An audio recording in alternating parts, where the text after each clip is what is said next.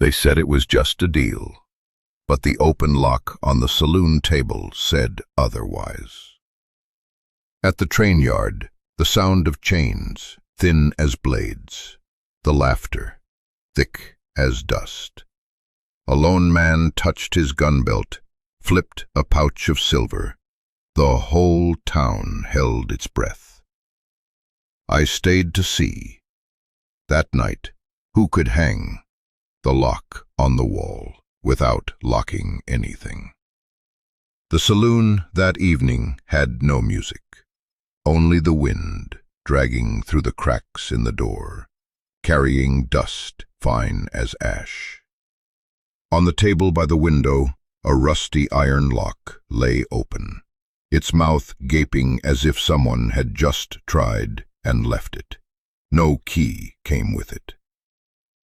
Beside it, a cup of dark brown liquor, still full, the surface trembling in small rings each time the wind slipped in. I placed my finger on the table, felt the dust cling to skin like a thin layer of powder. The wood carried a crack that ran slant, stopping right at the edge of an old watermark. No one claimed it. No one asked. The saloon keeper wiped a pane of glass with a damp cloth, slow and steady. He shook his head when he saw me looking at the lock. "Someone left it here since yesterday afternoon," he said, then went quiet again, as if afraid the words might drag in more trouble. I looked out the window. The wind twisted the rope that held the signboard, making it squeak dry as bone. The smell of old hay mixed with horse sweat, into a scent anyone who'd ridden long miles would know. A boy ran past the porch, shirt torn at the back, sand scattering from his heels. He turned to look at the crowd gathering at the abandoned train yard, then vanished at the corner of the street. Above, the telegraph line hummed faintly like an insect. The sky did not change color, only thickened with dust. The cup of liquor on the table, still untouched, its rim smeared faintly white, like dried salt. The lock stayed there, open, evidence of a decision left unfinished. I left the table when the door banged hard against the wall. The wind curled the curtain up, showing the dark porch boards, streaked with dried boot mud in gray patches. Elias stood on the porch. He stood the way a man used to long waiting stands, back straight, neck slightly bowed, eyes fixed on the yard. His coat was dusted from the road, his left hand resting on the gun belt, not to draw, but like laying it over an old habit. His lips were dry, not licked, not speaking. The shouting from the train yard was still enough strength to do what needed to be done.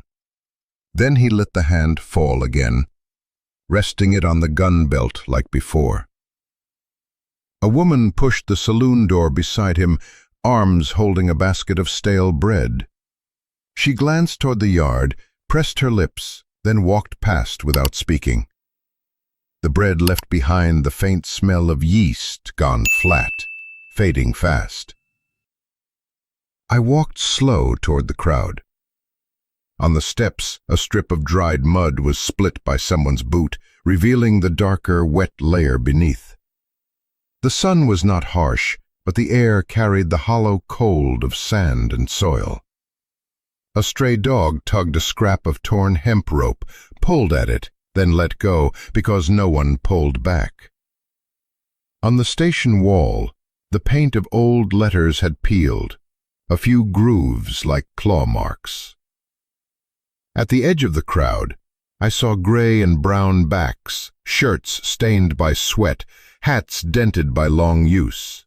Hands thin, cracked, touched each other, signed, tapped whip handles against boots in rhythm. No one looked one another in the eye. They looked to the center, where a man stood on the crates, holding a thin board in place of a gavel. He raised it high, grinning as if he already knew he'd win. The false neatness of his collar could not hide the dried salt at the corner of his mouth. A sound slid through the crowd like a thin knife over cloth. The drag of a chain. It was not loud, it was sharp. The people laughed with each of the man's jokes on the stand, but the chain's scrape cut through every laugh the way it cuts through old beer foam. Collapsed for a second, then swelled again. I saw a large man's hand, ring tight on his finger, twitch with the chain, beating time for something that was not music. Elias stood on the fringe, not pushing in. He had the habit of counting people. I knew because I had seen him before with a herd of calves, counting without a voice. Eyes scanning low, lips pressed, hands still as if the brain alone did the rest. He did the same now, counting this mess, placing in his head who stood with who only stood to add numbers. He did not blink much. I saw the corner of his eyes dry, lids catching dust, and elbows scraped my side. I stepped back half a pace and looked down, saw a coin dropped in the dust. It did not shine, just lay there, half buried. A man in black boots stepped across it, leaving the round print of his hobnail a finger's width away. I did not bend to pick it. No one did. Things like that, here, at this hour, belonged to no one. The man on the crates said something else that made the ones at the front burst out laughing. One big mouth spat. The spittle fell into the dust, spread like an ugly flower. Dust did not rise around his boots. His hand left the gun belt, tugged the edge of his coat straight as if a man smoothing a sheet before someone lay on it.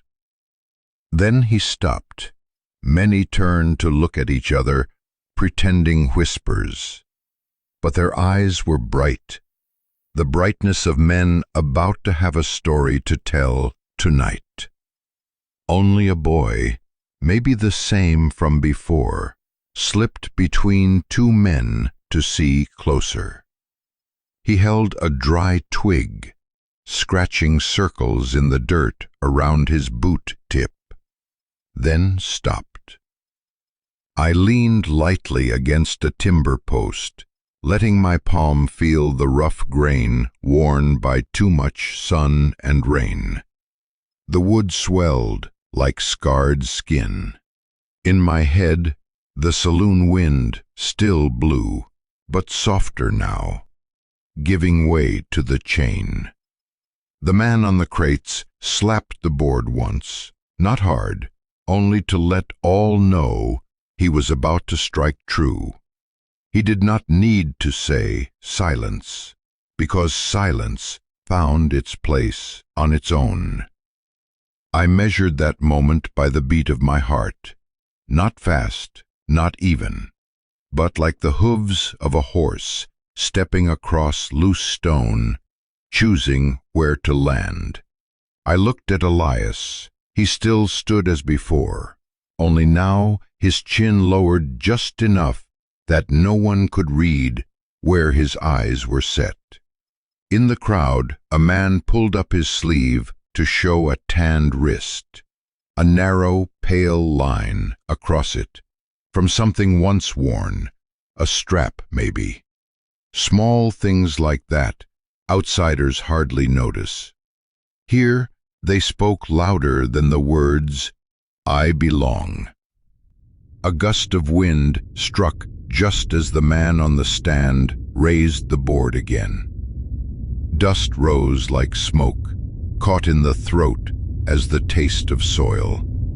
Someone coughed softly, then held it back.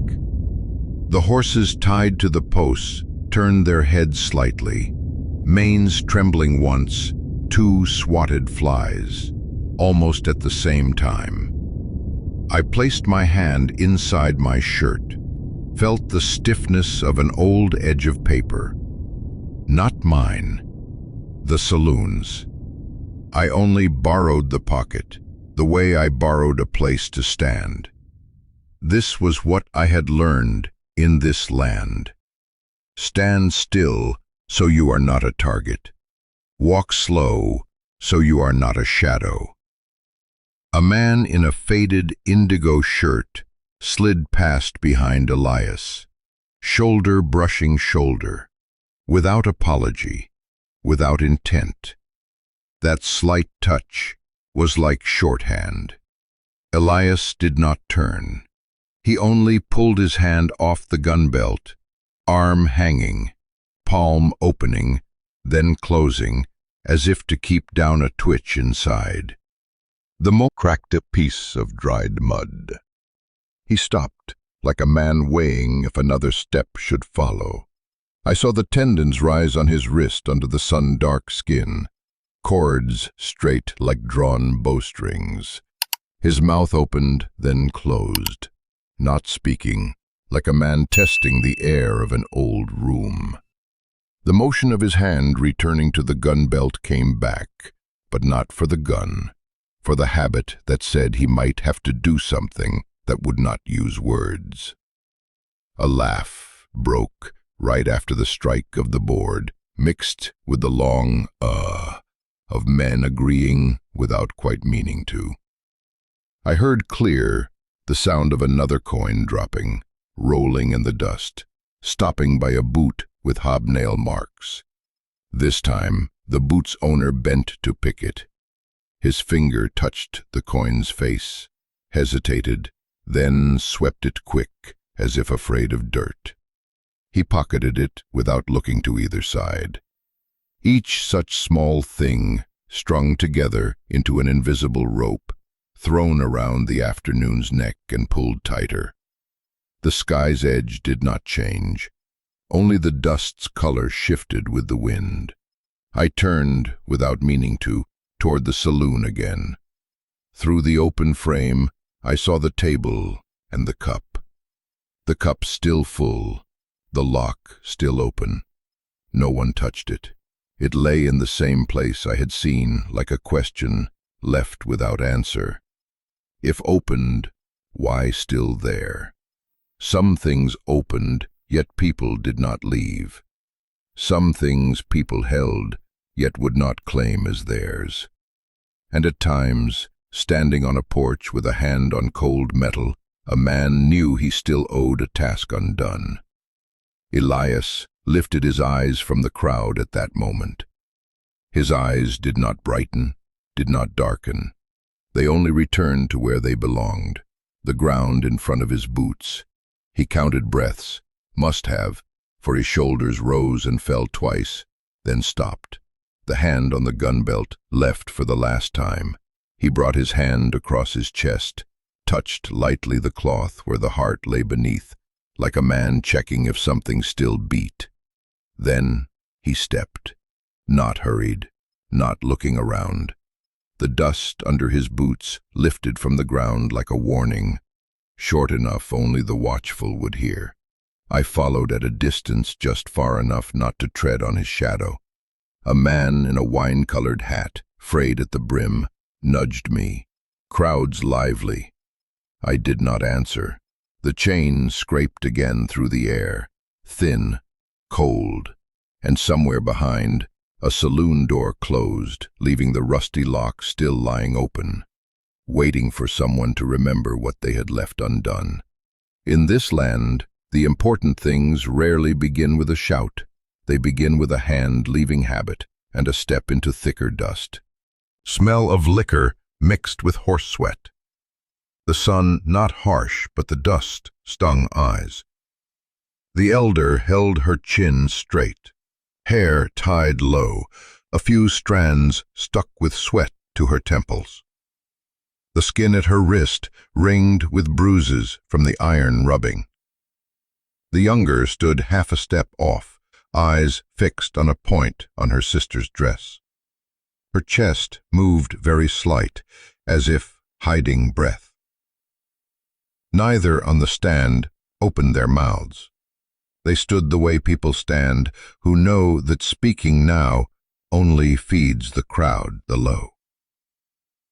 The handler stood at the edge of the stand, holding a thin board for a gavel. His collar, half white, half crusted with dried salt. He glanced at the crowd as one glances at cattle, then at the worn ledger in his other hand. His tongue swept quick across his lip, wetting only a small strip. He smiled, a practiced smile. A man at the fringe raised 2 fingers as if counting. Another jerked his hat. A boy, likely someone's son, scratched circles in the dust with a twig around his boot tip. When he lifted his foot, the circle warped and vanished.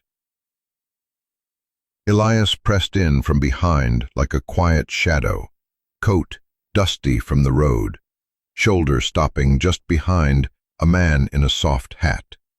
No one gave way. He did not need it. He slid forward, half a step at a time, just as another shifted aside as if to breathe. The back of his coat, smeared with pale dirt, a handprint across it like someone had held him back earlier. His eyes met the elder's. The look was not long, not evasive. It went straight as a rope thrown over the crowd, hooking the post at the stand's edge. A question lay whole in that look. Stand still, or do something. No word added.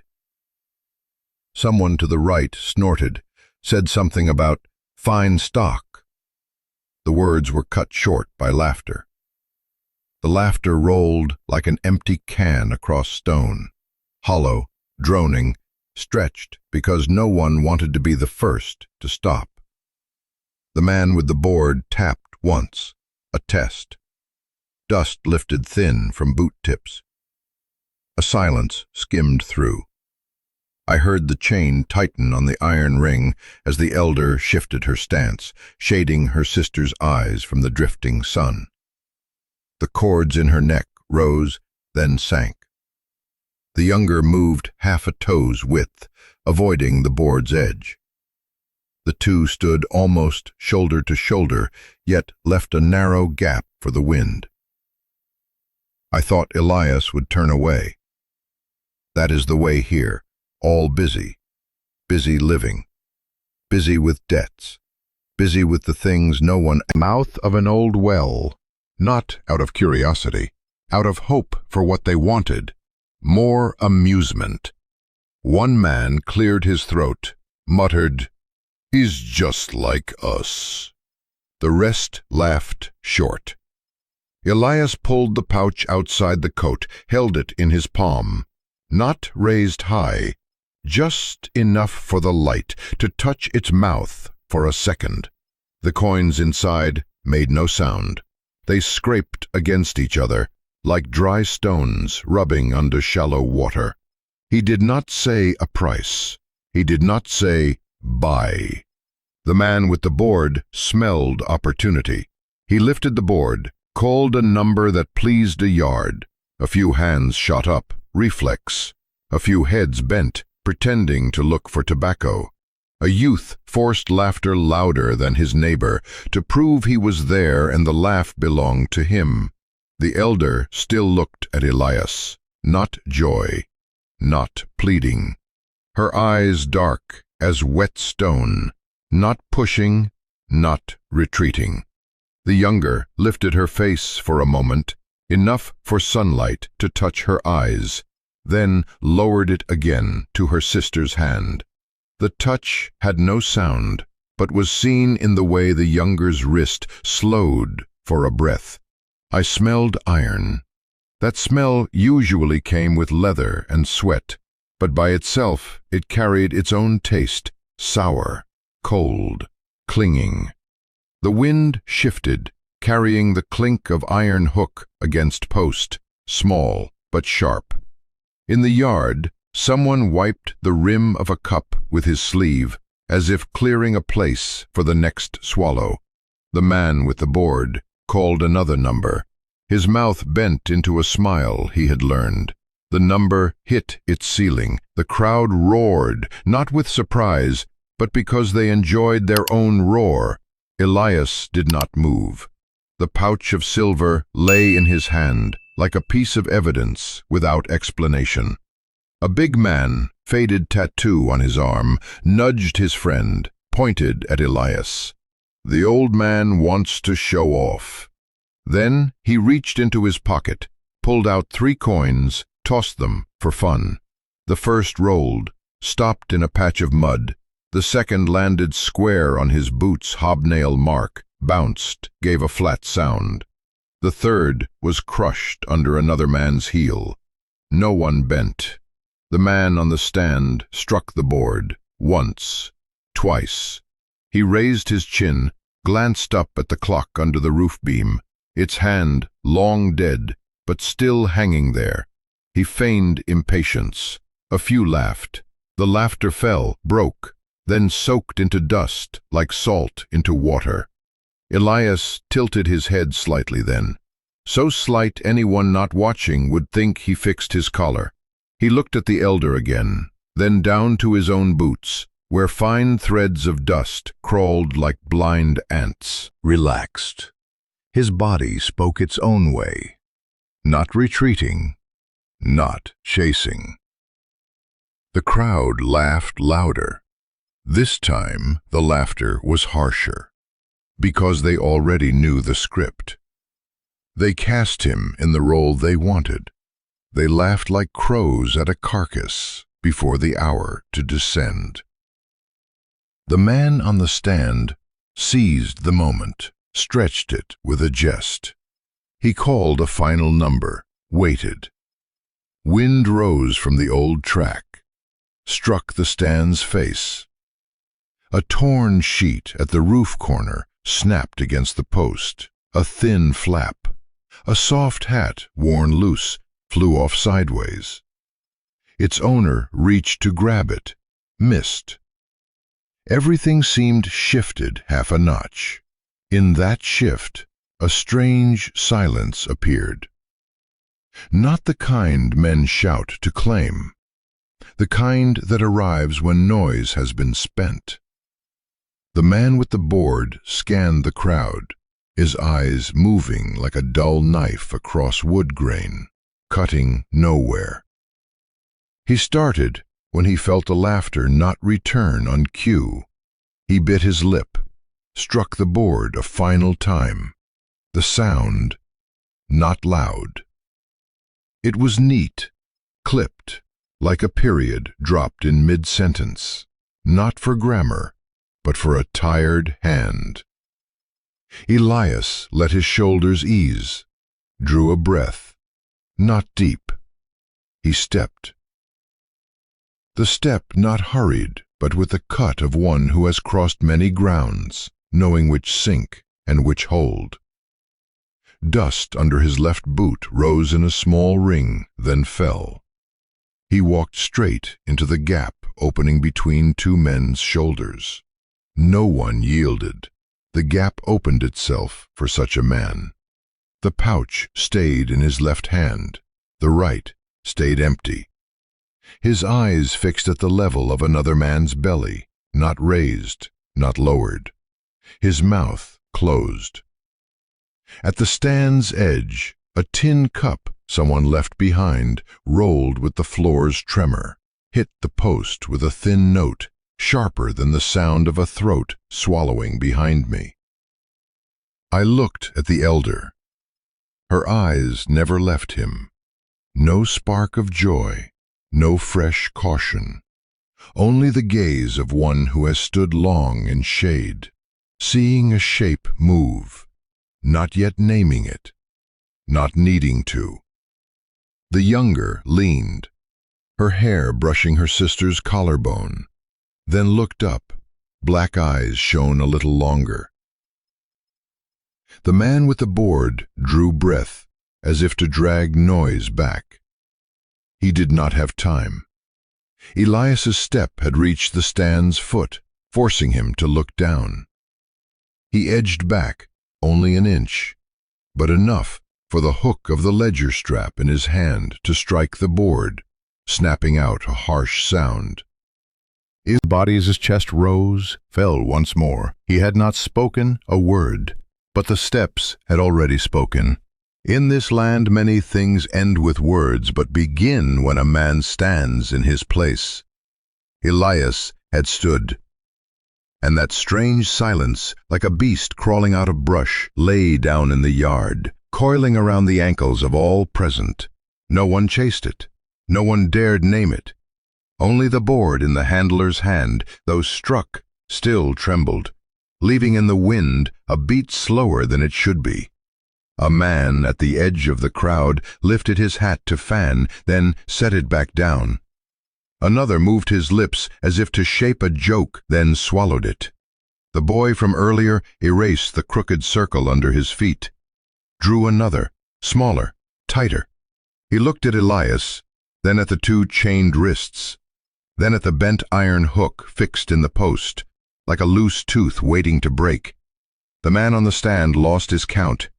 He realized it late. He glanced quick at the pouch of silver, then at Elias's face, found nothing to hold on to. He licked his lips again, longer this time, as if to buy seconds. Useless. Time in this silence sold to no one. Elias leaned half an inch, enough to let the post's shadow fall on his chest. The cloth darkened where it touched. His empty hand opened further, fingers loosened, like a man letting go of what he once held. At its edge, an old scar showed, pale against the skin. No one asked where it came from. There were many such things here. He raised his eyes for the first time, not high, just enough for them to meet the man on the stand for a second long enough for that man to know the ground beneath his feet was not as even as before. He pressed his lips, set the board against his thigh, shifted his grip to hide the shake. The crowd breathed, not all at once, but enough to change the air's taste. Less liquor, more cold iron. Someone dropped a matchstick in the dust, bent to pick it, stopped. In the middle of that silence, there was a faint rustle behind us. Cloth on cloth, a step sliding from the line. I did not turn. I had learned not to turn in such moments. Elias had not spoken, but everything had begun to move. On the stand, the chain still held the two women closer than needed. In the yard, a pouch of silver lay in a man's left hand, not yet used to buy, but already used to divide silence. And between those halves, his step left a thin trail of dust, suspended, not yet fallen. The handler gripped the board tighter. He opened his mouth, but the first sound came dry. He nodded instead, the kind of nod men use to feign control. Empty. No one looked at him. They were looking at an empty hand. An empty hand unsettles more than a gun, because it says, I have put it down. Now it is yours. The younger sister looked at the rope, then at Elias. The elder did not. She looked straight at the man standing at the foot of the stand, and I understood. The strange silence had chosen its side. Here, before words, men often spoke by placing their step in the right spot. Elias had placed his. The words, if they came, would follow. Not yet. Not here. Not possible. The road back to the ranch was dark as the back of an old horse. Wheels rattled over gravel, each stone giving one sound, then gone. No one spoke. Chains scraped with the wagon's sway, wrapping wrists like a tired snake. The wind carried the smell of wild olive and cold dust. On the porch, the lantern hanging under the eaves shook with the wind, its flame bowing as if tired. The stable breathed with damp age. Night insects struck the window frame, leaving faint marks like ash. Elias paused at the doorway, touched the dark wood beam with a finger, lowered his hand, not a habit of greeting the house, but as if to test how much more silence it could take. He lit the lamp. The smell of oil mixed with old leather and horse sweat, sharp enough to wake. The light stood in the room like an overturned bowl. I sat on the rough chair near the door, the back grain biting, listening to the lamp crackle. Tala stood, not against the wall, not sitting on the hayroll, her eyes drawn tight as a bowstring, not fixed on Elias but past his shoulder, toward the wooden rack with bridles hanging.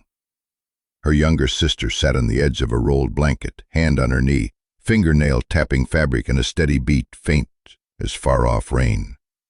"Sit," Elias said, but the word held no command. He said it like a man reminding himself he needed to place something in its right spot. Tala did not sit. She shifted half a step so the lamp's light would not fall into her sister's eyes. The chain gave a dry clink, biting her wrist red before fading. Elias left for a moment, walked the narrow way into the storage room. Each step made the old boards groan like a sleeping beast stirred. When he returned, his hand carried a ring of tarnished keys bound by worn leather and a rusty iron lock laid on a folded rag. He set the lock on the table as one sets down an old confession, then laid the keys beside, undisturbed. The oil lamp cast the lock's shadow long, its edge jagged like broken teeth. Tala lowered her eyes to her hands. The tendons rose under the iron clasp. Her sister curled smaller, eyes half shut, clinging to her sister's breath as proof she was still here. I heard the horses stir in the yard, hooves tapping the posts, 3 beats matched. Elias pulled a chair to the center, sat angled, keeping the lamp from shining into their faces. He dipped the first key into a small cup of oil, wiped it with a rag, then pressed it to the lock like a man testing memory. The key's head was thinner than the hole by a hair. He turned it, heard a thin rasp, like a man angry but holding it back. The key would not go in. He pulled it out, coughed once, not from dust. He changed keys. Each key he touched passed through the rag and the drop of oil, like food carried past a priest's eyes. The second key fit better, slid halfway, then stopped. The rasp grew louder, loud enough for the younger sister to frown, let out a short breath, hand gripping the blanket's edge. Elias slowed, did not pull at once. He held the key there waiting for metal to recognize itself. No. He drew it out, set it on the table. Sweat marked faint between his knuckles, vanished in the air. Tala did not look at the act. She looked at his hand. At first at the nails, then across the knuckles back. At one spot a scar cut diagonal, pale and hard against the skin. Her eyes stayed there a few seconds, then shifted to the cuff of his sleeve, where a thread burst loose like a tear intent on living on. She said nothing. Elias tried 2 more. One too short, one with the wrong groove. Each time the metal repeated the same sound, thin and long like the reproach of a key forgotten elsewhere. In the corner, the lock's shadow stretched and shrank on the wall with the flame's flicker, like a mouth trying to speak and failing. He rose, went to the tool rack, took a small file. His fingers were not steady as when he mended saddles. He shaved the second key, only slightly, like trimming a corner of wrong memory. Metal dust fell sparse, caught the rag, flared and died. He tried again. The rasp thickened, telling metal would not yield. Elias stopped, let his hand drop, stared into the space between his hand and the lock, as if seeing 2 halves of a broken stick, knowing joining them only made it weaker. Outside, the creak of the water wheel turned once, then stopped. The wind no longer entered through the crack. Someone had drawn the bolt without notice. The oil lamp dimmed, its wick short, light turning yellow, muddy. I thought suddenly of the lock on the saloon table that noon, the open mouth with no key. Here another, rusted too, wheezing in lamplight, yet with keys. Keys that did not fit. Things that seemed alike close turned out to share nothing. Elias rubbed his palms together like dry washing. He pulled the lamp nearer, took a thin steel pin, tried sliding it beside the key into the lock's throat, searching the catch. The tip struck somewhere, gave a brief sound, useless. The younger sister shifted, eyes still shut, not asleep but guarding against the light going too deep. Tala exhaled once, small, enough to bare her collarbones line. Her hand opened, extended toward Elias, not jerking, not recoiling. "Give me your hand," Elias said, this time a clipped word. Tala gave it, wrist still chained, skin under the iron, not pressing, only touching. He slid the rag between iron and skin, turned the lock from another angle. The rasp lost its edge, stretched into a long grind, like someone sanding anger into pebble. The key stopped again. Elias withdrew, closed his eyes a second, then opened. He looked at the rusted lock lying on the rag. He touched it lightly, as one touches a photograph. I saw his lips move, no sound.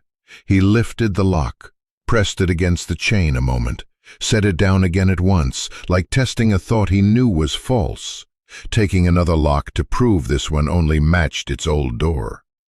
The metal rasped again, not in pain, but in remembrance. So I guessed. Metal remembers nothing. Only men do.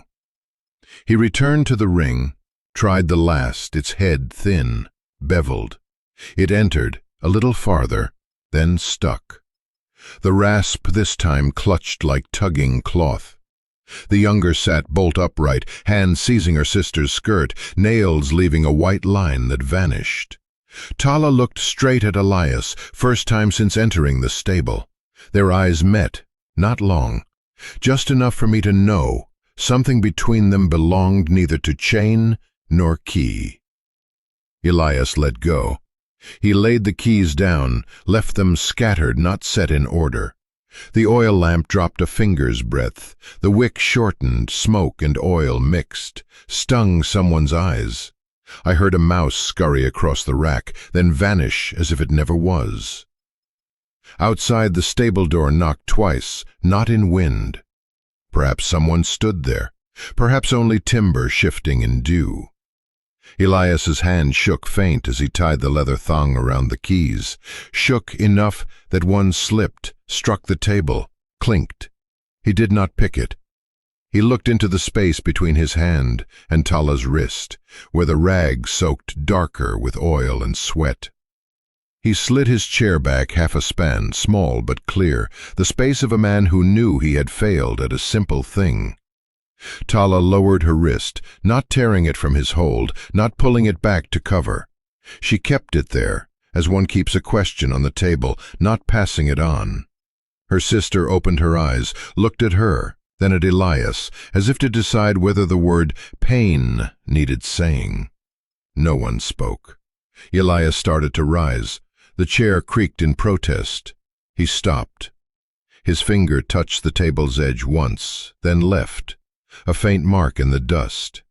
His eyes dropped to his boots, where a patch of dry mud clung.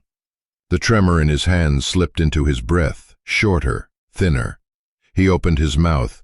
No word came. Tala tilted her head slightly, as if to balance shoulder with ankle. The chain stirred once, then stilled. Then, in a voice soft enough the flame bent to hear, she said, "If it scraping wood once." Elias lowered his eyes, not in apology, not in defeat.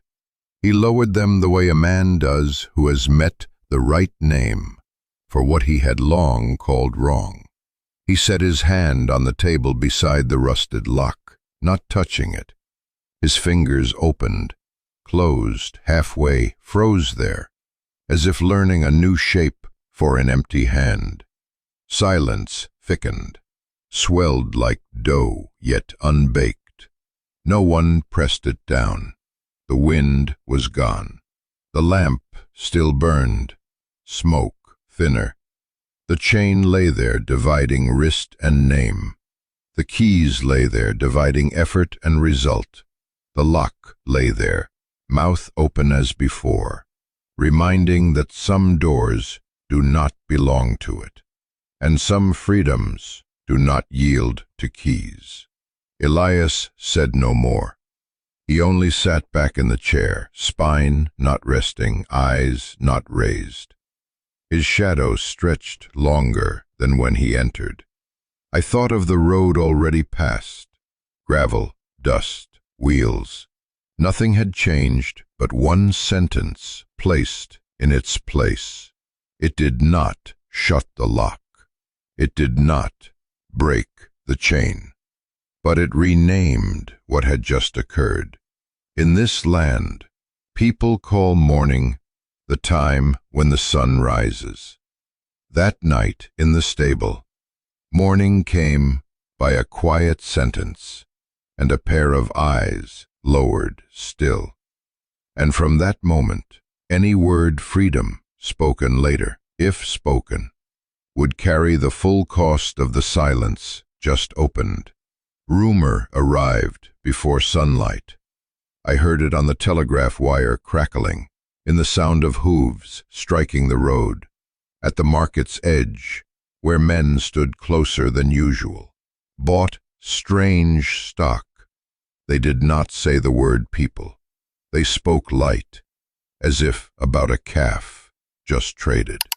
The wind carried dust from the road onto the porch, settling in a thin film on the door bar.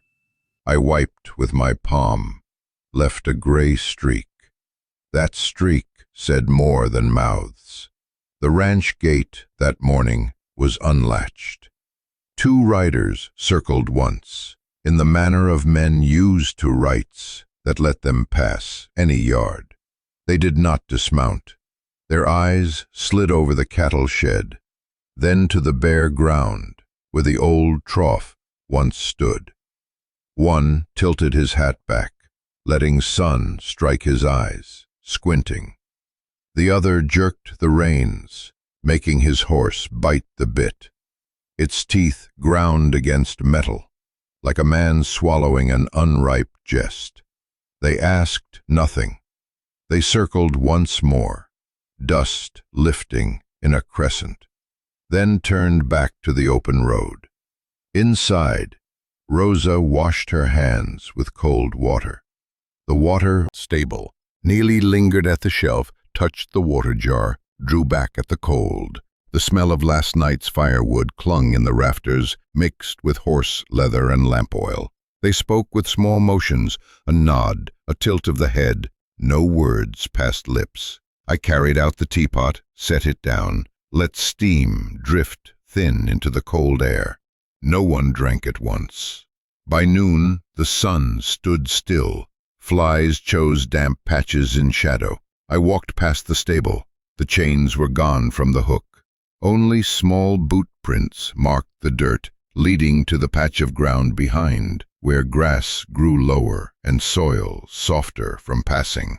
The toes pointed close, as of someone careful not to leave much trace. At the edge, a shallow dent, not a grave, just grass pressed flat and rising too slow. I looked around, saw one smooth stone turned face up, odd among the rough ones. I saw no chain. I returned to the porch. Elias sat on the lower step, whittling the end of a broken post with a small knife. Each stroke peeled a curl, falling between his legs, gathering like horseshoes. He did not look at me. He did not ask. Rosa came out, plate in hand. She set it on the table, looked across the yard. The wind had died. The water wheel did not turn. Everything held its breath. At night, light steps crossed the porch, not men's boots. Neely came first, half a step ahead, Tala behind, hands bare. A bundle of mint, its roots still clotted with sand, was placed on the table, between 2 bowls. No words. The scent of mint pushed out the stale oil smell inside. Rosa touched the binding string, checked the knot. She nodded. Elias did not ask where they had been. He poured hot water on the leaves, steam rising in a white column and vanishing. Neely watched the steam, her eyes widening, as if relearning breath. Word of the rider's return came with dust first. Dust struck horses' eyes before men's. By afternoon, the same 2 from morning came again, with another. They rode in line, the saddle of the middle horse covered with new hide. The one in the middle pulled papers from his coat, thick sheets, edges frayed, corners split, the seal faint, the signature like a man trying another's hand. He did not greet. He shoved the papers toward Elias. At the gate, the hinge squealed, as if protesting a door about to open for nothing. Tala stepped out. no shoes. Her feet pressed dry soil. Dust ringed her heels gray. Her eyes went straight. No dodge from sun, no glance at guns. Elias stood aside, his hand loose at his side. Rosa at the door, cloth on her shoulder. The man in the middle raised the paper, his words stumbling, legal phrases thin of breath, hitting the fence and falling. "We are not for sale anymore." Tala said it, low, clear. "Not look at the paper." He looked at the bridle of the middle horse, at a strap cracked faint near the bit. His eyes calm, like water settled in a well. Without guns, the man turned his horse. Whether he read it in their eyes or saw something in the silence laid out like a table already set with bowls, I did not know. The paper went back into his coat like a dead fish shoved into a sack. Dust from their tails wiped old wheel marks like a slate cleaned. Their last sound was iron rings clinking at the saddle. The road emptied. Rosa opened the door wider but did not step out. Tala stayed. Toes pressed earth once, then eased. Nieli came with water, set it on the table. No one retold. No one added words to make it easier to breathe. An old ink bottle on the shelf shook, faint, left a dark streak down its neck. The wind passed the hall like someone avoiding contact. Evening gathered in the color of earth, the sun not yet down but shadows already long. The old cow in the far stall shifted legs. The bell at its neck struck the wood once, hollow. Elias carried the short ladder into the storage room. He did not speak. We followed a few steps behind, close enough to hear the nails clink in his pocket, far enough not to ask. Inside, the wall darkened by old smoke. The old nails already had their places. He chose a spot on the wall, slightly left of the stove. Hammer fell light 3 times. The sound was dull, the wood soaked in years of water and fire. The nail bit. Elias hung the lock there. The rusted lock this time took no key. Its mouth shut, but clasped nothing, only its shadow on the wall. That shadow slanted, like a word written offline and left so, never crossed. He stepped back, looked at it. His right hand left the hammer, rested on his thigh, fingers open. Rosa stood in the doorway, cloth still on her shoulder, not wiping her hands. Tala leaned against a post, her eyes passing over the lock, to the stove, to the bundle of mint on the table. Nieli lifted a leaf's edge, the green scent stirring against the old smoke. Night did not hurry. Water in the basin lay flat, the lamp's flame bent. Rosa poured tea into bowls. The sound short, steady. Tala pushed a bowl toward her. Elias did not sit at once. He stayed before the wall, looking at the nail just struck, thinking of the hole beside it, where once a torn saddle hung. The wall bore the house's wounds clearer than faces. Mint breathed cool into the steam. Wood creaked as someone shifted a chair, light. The lock made no sound. It stayed. I lifted my eyes to the wall. The lock lay there, quiet, like a mark placed in its right place. It no longer meant what it once had, to seal, to keep, to bar. It had not yet been given a new meaning either. It only hung there, holding with its nail the weight of what had just been. Elias set his hand to the table's edge, fingertip on a scratch. He stopped, as if that was enough. Behind, the open ground darkened like cloth. The small prints vanished, only the smell of turned soil cooling. Some animal passed, careless of borders. The stars rose, scattered thin. The gate stood still. No bolt. The lock on the wall, neither. The house sat with 4 bowls set. No one explained. No one named what had shifted. But I knew. From this night on, if asked about freedom, we would point to the wooden wall, where the lock hung on nothing, and the table, where mint lay in the middle of 4 bowls, its coolness lasting longer than smoke. The porch was quiet as a plank laid in its right place. 2 chairs stood parallel, their legs leaving 4 faint marks in dusty floorboards. The gap between them exactly the width of an open hand.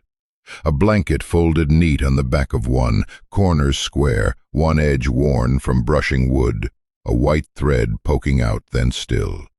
The wind curled under the eaves, lifted one edge half a finger, then dropped it. Below the steps, fine dust lay on dry grass like salt. The pup lay across the post's shadow, ear twitching at the water wheel's stray groan. Elias crossed the porch, hat in hand, not on head. He touched his finger to the outer chair's rail, testing its give, withdrew before the wood could speak. Tala walked slow behind, bare feet, heels ringed faint with dust. She stopped in a blanket's shadow, eyes on the road to the gate, then let it go, like dropping a question already spent.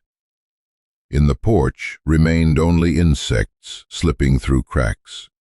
Nieli brought out the broom of dry reed, swept close along the edge, gathering shavings from the post Elias had carved. The broom's tip hummed steady, short. Rosa raised the lamp a link higher, its flame dropping lower, yellow light retreating from the chair's feet. She set a thin cushion on the other chair, patted it twice to smooth, to hide folds. No one sat. The chairs faced the yard, side by side, like 2 standing guard over a door with no bolt. From the porch the mince scent carried inward to the kitchen. It slipped past the faded curtain, past the reach. Elias washed at the pail, cold water running across his wrists, sinking into damp cloth, dark. He dried on the towel behind the door, its edge thinner than the middle, worn by hands reaching the same spot for months. Tala stood at the kitchen's corner, where the mint's scent was thickest. She held a small sprig, smelled it, placed it on the bowl's rim. Nieli lifted the pot's lid, steam burst milky, coating her face. She blinked, let the drops fall from her lashes. No one spoke. Rosa set another piece of bread in the basket, its crust cracked, the young yeast still breathing faint. She broke off a corner, dipped it in salt, tasted, nodded. Elias drew a chair, its leg clunking into an old hole.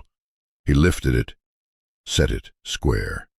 4 bowls stood in a rectangle of steam, the bundle of mint tied round in the center. The knot sat in shadow darker than the rest. The kitchen window half open, the curtains swayed inward and back. Moisture streaked the glass, ran along a hairline crack, gathered at the frame, dropped once to the sill. The drop broke, silent. Nieli wiped it with the back of her hand, left a clear trail. Tala set a spoon by her sister's bowl, not touching her fingers, not urging. Elias laid his spoon half a finger's breadth back from the bowl's rim, an old habit to leave room for heat to rise. Rosa poured tea from the iron pot, its handle wrapped in rag against burn, spout chipped so the stream split, then rejoined. Steam climbed into the mint's breath, changed scent in a blink, then settled as if nothing new. The stove breathed, wood shifting under ash. The table bore the weight of 4 without a sound. I noticed one long scar from a knife crossing the black of a pot's scorch, like two memories sliding past without colliding. Outside the porch, the two chairs stayed the same. The folded blanket kept its crease. Only one side flipped up by the wind, then dropped. A small motion enough to remind that the world beyond the door still shifts. The well gave a hiccup when the rope bucket inside shrank from the cold. The shadow of the grape trellis cast on the wall a bent diagonal, replacing the shadow of a person. The gate stood open, latch not set, not to let anyone in, only to let the night pass without knocking. In the front room, the wooden wall where the rusty lock hung was darker than the rest because the kitchen lamp could not reach it. The nail that held the lock leaned slightly, its head not flat. The hammer once slipped in the afternoon. The lock lay there, mouth shut, the dignity of old iron. Touched the strip of wood darkened by hands, always reaching the same spot. His finger drew back when it met the colder part of the wood. Each motion small, as a period closing a long sentence. Tala stood in the lit kitchen doorway, her shoulder on the frame. She heard the water wheel drag a slow turn outside. The owl on the bean calling once. She turned the mint bundle on the table a notch. Its knot facing the door, as if to mark a path for the scent. Nieli gathered bowls left unused, rinsed them quickly, left them face up for water to fall by itself. Rosa swept crumbs into her palm, carried them out for the hens not yet in the coop. No call. The hens knew their way. On the porch the chairs were untouched. The seats belonged to no one. The blanket stayed folded, ready for a person cold at night's start, or one wanting to cover a draft. The moon stripe cut across the porch edge, raising the floorboards into pale strands, like hair. Wind slid through the narrow space between the two chairbacks, carrying the mint smell stronger than inside the house. The dog shifted, pressed its snout between its front legs, exhaling like a thank you for someone not closing the door. Inside, the fire sank low. Rosa shut the wind panel. Elias turned the lamp wick down one notch. The light shrank, drew into a tight ring around the table. Nieli stacked spoons into the basket.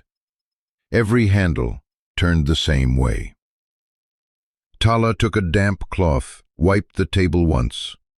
The knife mark would not fade, but the mint smell clung between the grains. Everything slowed to the house's rhythm. Woodworms chewing somewhere in the wall. A door shifting half an inch from damp. Far off the whistle of the old rail line, thought dead, but still heard sometimes in the ear of one who remembered. The kitchen's human warmth thinned, with a short smoke trail, leaving the clay bowls warm longer than expected. A finger brushed the rim of one cooled bowl, drew back in time, without a clink. The night deepened. The kitchen went quiet. The porch held the outside scent. Two chairs still side by side. The blanket still neat. A bat cut past the roof edge, its shadow streaking the wall gray. Too fast to form. The gate stopped creaking. The road beyond carried no fresh dust. In the dark, the rusty lock still hung on the wall. It locked nothing. It held no one. It only was there, like a proof heavy enough without sound. Pressed into wood, stayed. On the porch, someone pulled a chair half an inch, then stopped. The wind flipped a blanket's corner up like a greeting. Silence, thick but not heavy. In this land, an ending is not the closing of something. It is the placing of an object in its right spot and leaving it there. The lock had its spot, the chairs too. The bowls cooled, the table dried. The house breathed like someone surfacing from water, steady, long, needing no reminder. And if a passer-by came late at night, peered in, they would see only a shadow mark of an old lock on the wall, locking nothing, threatening nothing, only whispering faintly that once, here, someone chose to open. The story stops here. The porch still holds 2 chairs side by side. The kitchen still carries mint. On the wall, the rusty lock still hangs.